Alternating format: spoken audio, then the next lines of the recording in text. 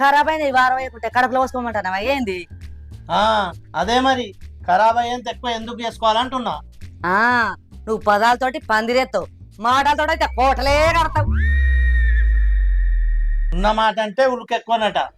అబ్బా నువ్వు గంతగానం పొదుపు చేస్తుంటే నేనేనా దుబారా ఖర్చులు చేసేది?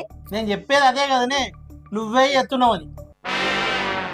రూపక్క, ఓ రూపక్క, అగో బావా నువ్వు ఇంకా ఆఫీస్కి పోలేదా?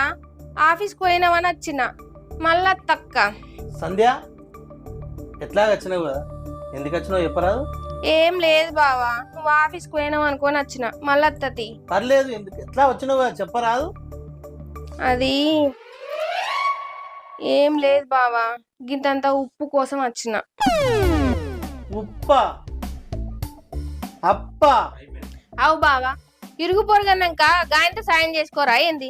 గంట